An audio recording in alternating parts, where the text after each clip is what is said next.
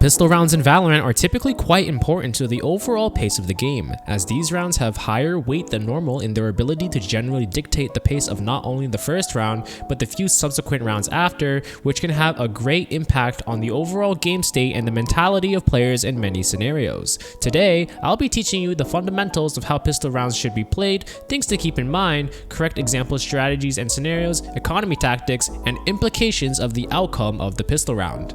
If you want more videos and guides like this, please be a homie and drop a like, sub, and comment your thoughts on this and what you'd like to see next.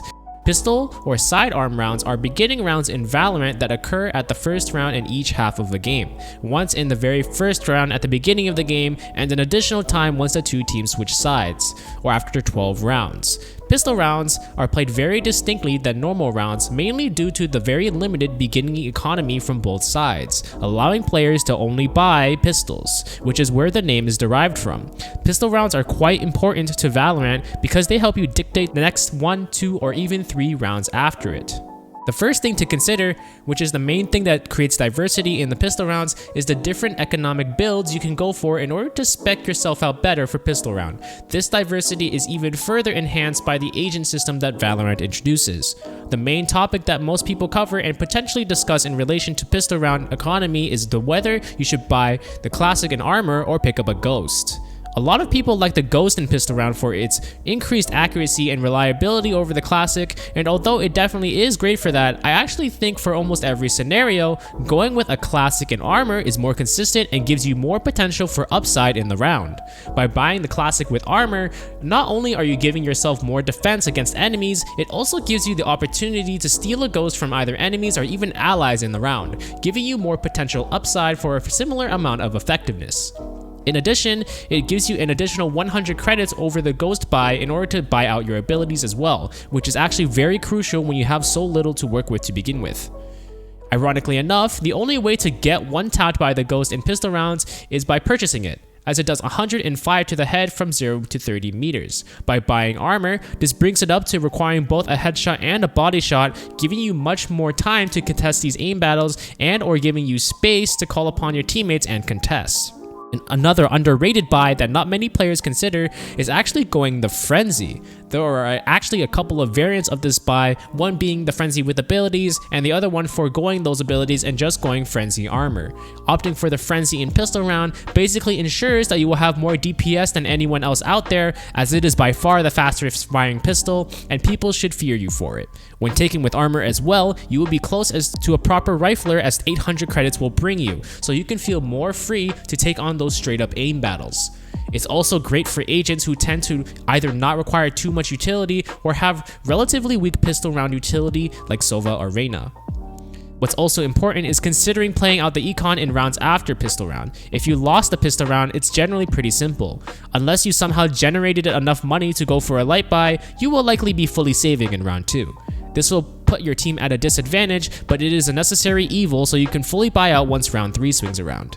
If pistol round was a very close round and your team's econ is similar to your opponent's, only then you can try to force out and potentially win the round. This is a risky move, but can catch the enemy off guard when done right and can turn the game around in your favor. If you win the pistol round, you want to do a light buy so that you're powerful enough to suppress the enemy.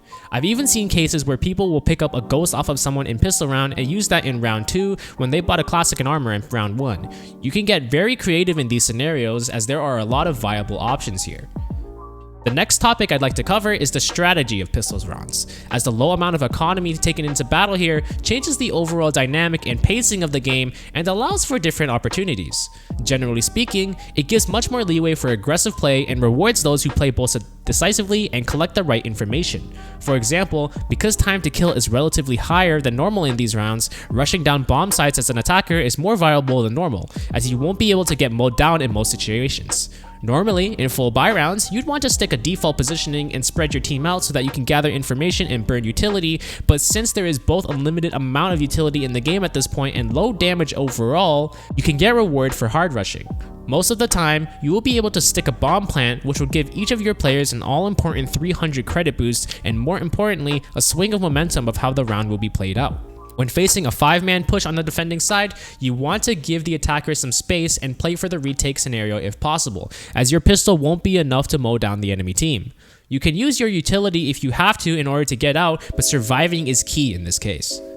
Defenders can also play aggressive in pistol round for the exact same reasons. You can accelerate the game by trying to push out and get information of where the attackers are rather quickly, as you will likely not die right away even if you get caught, unless you try to take a fight. Try to contest things like ultimate orbs and key areas on the map to make sure you'll get the right signals before the enemy makes a push. In relation to strategy, a critical component in pistol round, and in every round for that matter, is having the right callouts. It's very important to give your teammates concise and accurate information so that your team is best suited to be ready to make a play or to respond to one. Make sure to know your map properly and make the correct callouts in the proper locations. I've seen a lot of teammates die because someone made the call that an enemy was point A and then I immediately got shot by that player behind the back at point B. Also, call out the correct amount of players that are in a certain area. If a couple of players are pushing through hookah or something, you can mention that, but don't just assume their entire team is hookah right away. Over-rotating your team when it isn't necessary can lead to giving up a site for free in certain scenarios. Another important to make is, of course, aim and positioning. Having strong aim will be relevant in all points of Valorant and will always be a relevant factor in winning your games. It is also especially important in pistol rounds because of how significant pistol rounds can be in starting off a half.